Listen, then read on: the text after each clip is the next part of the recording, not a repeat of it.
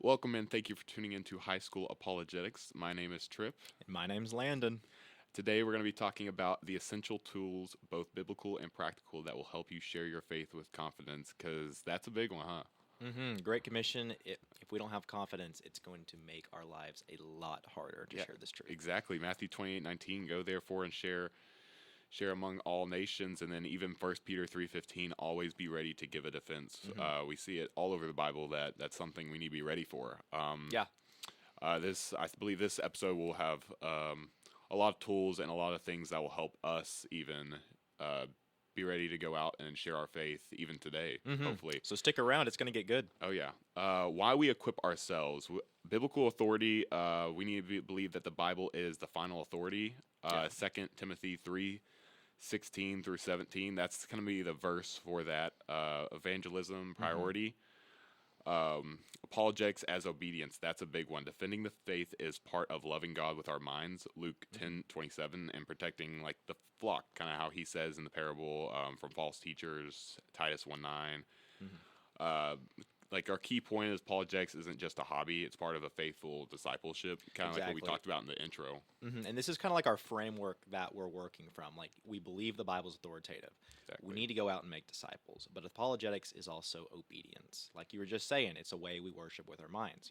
Paul talks about, I think in Second Thessalonians, like mind, body, soul, and spirit. So, in other words, like it's all encompassing. We should be worshiping God with our minds, with the way we treat other people, with our personal connection with Him. And if we really hone that in ourselves, ultimately it's going to make us better apologists in the Absolutely. long run. Yeah, and what I said earlier, 2 Timothy 3:16, 17, all scripture is inspired by God. It's profitable for teaching, rebuking, correcting, training, and righteousness, so that the man of God may be complete, equipped for every good work. That's a big verse. We hear it growing up, but we kind of forget about it. And I think it's very like packed with a lot of meaning behind it, but we kind of fall short sometimes in seeing the context and kind of seeing the meaning behind it. I know sometimes we like view the Bible as like suggestive in some ways, but Yeah. like you were just saying, it's suitable for reproof and correction. Like Exactly. we have to submit ourselves to the word, not submit the word to ourselves, or else we're just going to take it out of context and justify a lot of things that we probably should not. Yeah, and some biblical tools for sharing your faith. Obviously, the Bible itself, a known key passages we see. Like I just read Second Timothy. That's probably a big aspect for sharing your faith. You might need to catch a Bible. And, For all the apologetic books you read, you need to be reading the Bible as much or more and praying and not thinking you can get away from praying just because you're reading and doing all this theological research. Because if you don't pray, it turns into like a theology project. Yeah. But it needs to be something that's personal and spiritual. exactly. Like we said, it's not a hobby. It's this discipleship. It's not just a hobby. Obedience. Yeah, exactly. Like he said, prayer. The local church, even. I think we missed out on that one a lot. We kind of make this. It's even happened in my life where we make it this just wake up on Sunday, go Wednesday night. It's just these things. It's passive. Yeah, it's passive. That's a great word to put it. We get in this cycle, and that's not. We need to get out of it because local churches and God designed evangelism to be connected to community, not just individuals. We see this in like Hebrews 10:24 through 25, and that's a big role. And speaking of roles, the Holy Spirit's role. We plant seeds. God changes the hearts. Yes. It's Parable not. of the sower. Yeah. 1 Corinthians 3:6 through 7, I believe. I think that's it. But that's a big one. I think a lot, especially with me as well. I will try to kind of do God's work, if that makes sense. Where I'll plant the Yep. seed, but then I'll start trying to go deeper, trying to like find out more. Like, and that's not my job. Exactly. And even when we get to that person that's going to be really hard headed, that's just going to be difficult to share the gospel with.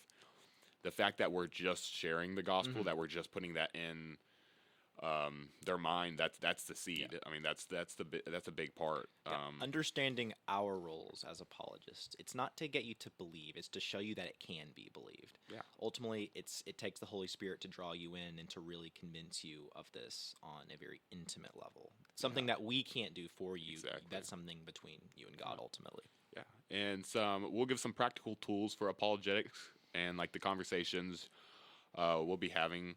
learning to ask good questions. I think that's Yes. an amazing one. Mhm. We can't be asking dumb questions out there. I Exactly. think Tactics and Street Smarts by Greg Kokel. My goodness, those are really two good books if you like books. And there's probably a lot. I know Sean McDowell has some videos out there that are great for learning what questions to ask. What do you mean by that? How do you come to that conclusion? There's ways we can phrase questions that will open up more opportunities where we won't get shut down as much. Yeah. And I think that's a big one. And you don't sit in class and learn a new subject like physics and expect to understand it all at once. As you learn, you naturally have questions. And so if we treat sometimes the Bible or theology or apologetics as you should be like expected to understand it because you grew up a Christian, you're missing out. Yeah. You have to invite these questions and really just be honest. I've heard a lot of pastors online say they love whenever their congregation asks them, tough questions about suffering or, like the gospel reliability, because it shows that it means something to them. It shows that they actually want this to be true, and it's not something that really is passive for Yeah. them. It's something active that they want to engage in. Yeah, and even kind of my own testimony is I was at first a little scared because the more stuff I learned about apologetics specifically, the more questions I was asking. I was like, and Yeah. we see a lot of times this doubt we think can be like the doubt is the essence of unbelief, and that's Mhm. not true. We see it in the Bible. We have doubts that not only is not necessarily like a good thing, but it's we're asking questions, we're learning, and which is very very important. Yeah, There were a lot of times we it's- push it away. Exactly, and it's natural. We're only Yeah. human. Like we're gonna have doubts. We don't Exactly. we don't know the mind of God exhaustively. We naturally have questions. I heard a quote one time. It's the glory of God to conceal a matter. It's the job of kings to reveal it. Yeah, God has given us everything we need. He's given us minds. He's given us great scholars, great Christians that we can look up to, great spiritual fathers or mothers. But it's up to us ultimately to use what He's given us and discover the truths that He has concealed. yeah, exactly. And I think a big thing that'll help us is understanding other worldviews, understanding where Yes. people come from, even if that's just atheists. Like Yeah. just understanding those things, knowing how different belief systems answers life big questions. Oh my Yeah. goodness. Like the origin, the meaning, the morality, the destiny, like those Age are, of the Earth, yeah, maybe. exactly. Those are things that can help us like know going into that conversation as you ask those first questions. That's like, especially the first questions you ask do matter because you can figure out a lot Yeah. early on. Especially engaging with like atheists, because Mhm. I'd say like maybe more relevant to us. We don't really have to worry about maybe accidentally being convinced of another religion. It's more of the doubts within Christianity that would make us more agnostic or Yeah. atheistic.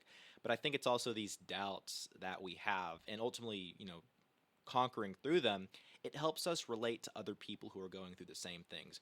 That's why, like, whenever you seek like counsel, you want to ask someone with experience in the field. That's, in our position at least, since we have gone through doubts and we've worked out ways that we can answer these questions ourselves, it makes it a lot more special for us, I think, as Absolutely. well, talking to those who have suffered similar things. Yeah. Using, and like what you said, using stories, even of your like self and these analogies.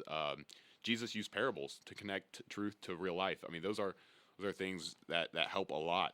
C.S. Lewis was a master Oh, at that. If absolutely. anyone's read Mere Christianity, which we'll get into here in a little bit, Yeah. you know exactly what I'm talking about. It's beautifully written. Yeah, and handling I don't know. Like it's gonna be okay to admit when you don't have an answer. Then you can research. You can talk to, like I said, the local church is gonna be a big aspect. You can talk to people. We're not gonna have every single answer to every single question. It's not gonna happen. We see that even in a big apologist like. Sean McDowell will bring on these people and on his videos and learn from them about whether it's science, whether it's like the cosmological argument. He learns these things not because he knows he's not going to know every single Exactly. argument for every single different area, because we see, like you said, people specify in different areas, and Exactly. that's we're going to learn from those people. So not having every single answer is okay. Using I don't know is going to be okay. Yeah, and I think even like saying I don't know, like if an atheist asks you a tough question, just being honest and say like I really haven't looked into this, this is going to make their heart a lot warmer towards Christianity, Yeah. because C.S. Lewis, I'm talking a lot about C.S. Lewis here. I think it was his chapter, maybe on humility in book 2 or 3. He brings up the fact that, like, ask an atheist, like, how many arguments do you think are they really convinced by, rather than Yeah. just they're convinced for, or they're not convinced for more non-intellectual Yeah. reasons, like more emotional reasons. For example, if we try to convince someone of the truth, but come across as really just mean and aggressive Mhm. towards them, we're doing no good to Yeah. help them on the road to belief. We have to approach them with the love of Christ, Exactly. and ultimately, whenever we do that, when we see Christ alive in us, they can see Christ through us as well, and it makes it a lot more digestible for them and more approachable as well Yeah, towards us. exactly. That's a great point. Some books and resources that will help. That have definitely helped me. Like I said earlier, Tactics by Greg Koukl and Street Smarts. Those are going to be great books to help you. They talk about a game plan for discussing your Christian convictions, Mhm. and it's gonna give you, like it says, tactics to have those conversations, and it's gonna help out a lot. The Case for Christ by Lee Strobel, The Cold Case Christianity by J. Warner Wallace. I love J. Warner Wallace's books. They're really catchy. They have these like examples, and like every single book, it seems like every page has this cool example that is written up, and this Mhm. kind of like picture. I love picture. Yeah, Growing up, picture books my the favorite. best. So Jay Warner Wallace kind of does that. They're not these like crazy pictures, but they give a good example of what he's talking about. And Yeah. I love Cold Case Christianity, The Person of Interest. They're great. I'd say another one, like for more beginner-friendly books. I talked Mhm. about it last episode. I don't have enough faith to be an atheist. Yeah, that's a Frank great Turek, one. Norman Geisler. Norman Geisler, he used to deliver a lot of apologetic talks back in the day. I think he's one of the co-authors of a really big 4-volume systematic theology back in the day. Mhm. So that's another book. It's like $12 on Amazon. Absolutely incredible. Anyone would benefit it greatly from it if they read it. Yeah, I think some other good ones, kind of like getting into more of an intermediate or like a deeper dive. Evidence That Demands a Verdict by Sean and Josh McDowell. That I will say that's a big one. For it to be listed as intermediate, that's a big book. I'm That's looking at like it on the seven. Yeah, we have it yeah. on the table in front of us, and it's a good 700-page book with the intro. Oh yeah. It's not easy. Like, to be completely honest, unless you are just on this complete fire, you have Yeah. time, all the time in the world. It will be when I say intermediate, it's gonna be a hard book to get I would say through. like this probably falls more into like intermediate to like more on that deep dive section. Yeah. You read that book, I bet you any question that you Oh, thought yeah. you had, you probably have a decent answer for at this Yeah, point. in the context, it has all these questions about like the main questions you'll be asked, especially in the apologetic world. Yeah. It has all of them in a complete chapter breakdown of each single question. So It's very if thorough. you really want to deep dive and you're like, all right, I want this book, definitely check that one out. I think what you said earlier, Mere Christianity, that's a big one. Yes. I like it. I love it. I Yeah. think I would even say on the beginner level, I think it's one of the great first books to read. I love C.S. Lewis' work. Mhm. Obviously, he was pretty good at writing books, I'd say. He was incredible. Yeah. One I like is The Reason for God by Timothy Keller. I think that is a great book. Those are kind of like I would say some great books. Yeah. Landon, what do you think? Have you got any? I have a few more actually on the table with me as well. There's a really good book by Peter J. Williams. It's like a little orange softcover paperback. Can We Trust the Gospels? Goes through a lot of different things. He's a really good like leading scholar at like Tyndale Bible Institute or something like that. It goes through lots of different questions, lots of different objections, and just proofs from like like naming patterns or undesigned coincidences or external secular sources. A more theology-based book, so that's more like apologetic for the Gospels. Another book leaning more towards the Old Testament would be like The Lost World of Genesis 1 by John Walton, going to like ancient cosmology and the origin debate. So if you are like on the edge about, maybe like a young Earth or an Yeah. old Earth or like really how important it is, this is a great book to provide more of a perspective, maybe It's a into great topic. Yeah. oh yeah, into like more the old Earth side. And so you can read that, and regardless of what conclusion you come to, you can see that there are really good ways to answer some questions that that you might be having regarding what does Absolutely. the Bible like Yeah. really say about the age of the Earth. And finally, I would say this is like an intermediate book. It's really short, but it's pretty deep as well. It's by Ryan Mullins. It's called Eternal in Love, a little book about a big God, and he just goes through like a lot of philosophical theology and like what kind of universe would you expect?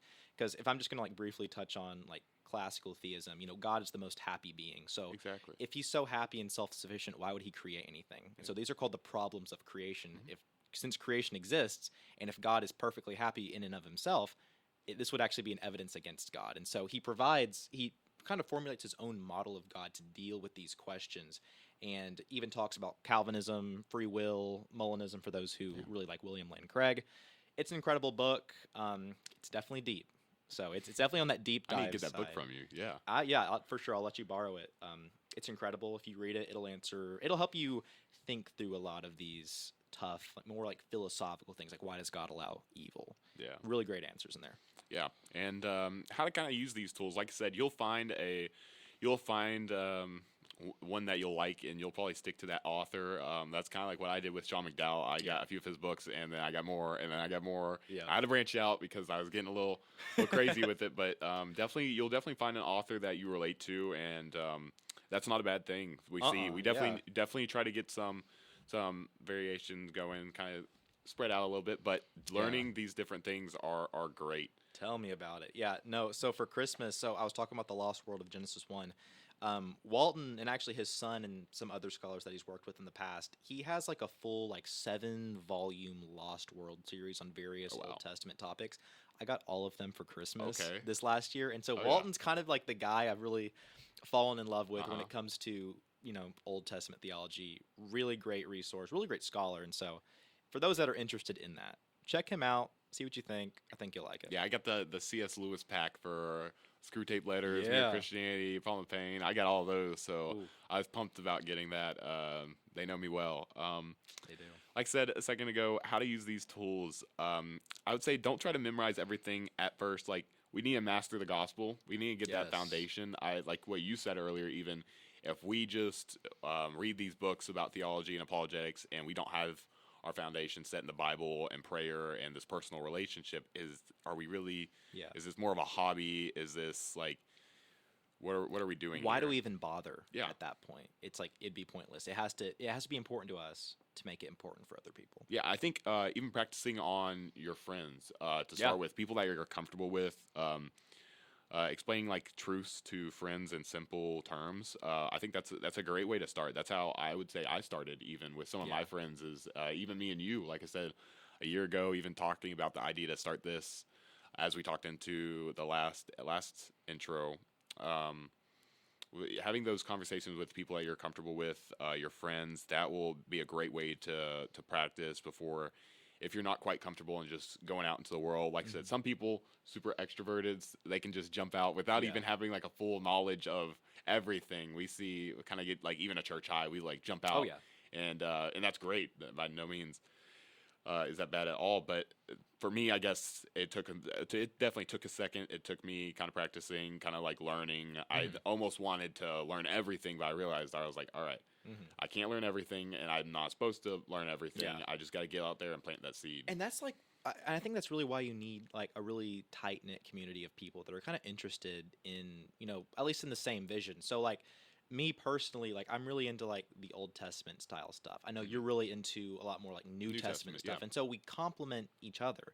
So like, say someone comes up to me and they ask me like a New Testament question that I just have not thoroughly researched, but I can pretty much guarantee that you have. I can be like, hold on, let me ask my buddy. He knows a lot about this, and then you can get back with me. I can give them that answer, condense it down in a way that makes sense for them, and we all benefit from it. Yeah. Vice versa, if Yeah, it's about same the Old thing. Testament, you could ask Yeah, me. someone's coming up to me about Genesis 1. I'm like, all right, I know some stuff, but I know a guy. I know a guy that's gonna be great on what you're asking right now, and he's gonna help you out a lot more. But these are some simple, like, how to use these tools. Use resources as conversations starters, not as weapons. I would say that's a great one. Not using these as weapons, like we talked about. We're not here to argue. Yeah. As much as it seems like it is, and even some people don't even like I think Greg Kokel, or they like don't even like the word debate. It's just we're having conversations. We're all trying to like reach the thing. We're trying to each reach an end goal. Oh my goodness. Exactly. And It's like a good Socratic Yeah. dialogue. We're going through logically discussing different propositions and ultimately like what we decide based on reason. This makes sense. We can Yeah. justify this. Yeah, I think a great way to put it is stay humble. Apologetics should build bridges, not walls. I think Yes. that's a great way to. We are communicating the love of Christ to others, not the vengeance that we're not called to deliver. Yeah, and as we close, I would say I give y'all a challenge to like pick one book from either our list or just try to research a little bit. Pick a book and try to either order it this month, start reading it this month, or maybe find like a video on YouTube. Maybe like I said, Sean McDowell has a bunch of ones. Find an author, find someone big apologist to definitely like read their book, and that will be a great first start. Do you have a specific book that like you would recommend? Like if you could just choose one book on any topic for apologetics or theology, what would you recommend that like our audience probably read? I would, if I had to choose one book, I would be between if you're not great at whether it's conversation starters, I would point you more towards Tactics. That's what I was thinking. Yeah. I think Tactics is going to be the number one best book to start by Greg Kokel, and I think it's forwarded by Lee Strobel. Yes. That would probably be my number one. If you have no problem at all, you can go out into the street and pick up a conversation in less than a minute. Maybe Apologetics for a New Generation by Sean McDowell. That's another good one. But I would really point you towards Tactics. Even if you are super good at conversations, it will definitely help you ask the right questions, because that's a big emphasis. For sure. I'd say like for my like one book to sell them all, I would say that first book I started out with, Can We Trust the Gospels, Peter J. Williams. It's Yep. just, a it's great so one. deep, but it's at the same time so approachable for someone who's curious about gospel reliability and the resurrection and all the different categories that the gospels fall into and the different qualities that they have. I definitely recommend it, and it's like also really cheap on Amazon. If you don't buy it, I'm gonna be a little frustrated with you. Definitely get the book. Yeah, Tactics I believe was pretty cheap whenever I bought it. So none of these, and even if you go, I found I think a book at Goodwill, a good apologetic book. So there should be a lot of them at like Look around. books and They're everywhere. Barnes and Nobles, Books a Million. You'll find them pretty much anywhere. But that's the episode for today. Definitely a big, before we close, praying for gospel opportunities. God will give you those Yes. gospel opportunities. They're not just gonna fall in your lap though. So you're gonna have to start those conversations. It's difficult. Exactly. It's not gonna be the easiest thing in the world. That's right. And if you're Um, going to pray for it, whenever the time comes, you better not chicken out and Yep. be scared and be shy. You gotta- ask for this. Mm-hmm. Well, don't ask for it unless you're really ready to deliver. Yeah. Do your research, read the Gospels, pray a lot, and whenever the opportunity arises, I promise you, the Holy Spirit will come upon you, and Yep, you will yep. gain that I boldness was about to say talked about in the Book of Acts. Amen. All right. Well, that concludes today's episode. Check us out on Instagram, High School Apologetics, and hopefully our next episode comes out soon. Thank y'all for joining in. Sounds good. Have a good one. See ya.